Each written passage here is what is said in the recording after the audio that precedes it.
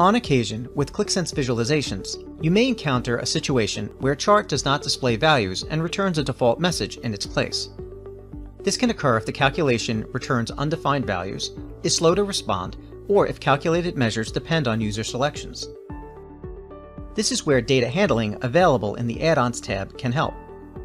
Data handling allows you to create a calculated condition and specify an expression that needs to be true in order for the chart to be displayed. You can customize the displayed message to guide the user to perform selections to return the expected results. For example, my waterfall chart shows a variance for a single selected value for the product dimension. By default, I can create a condition that checks when the measure result is null and customize the display message to guide the user to select the product to see the variance.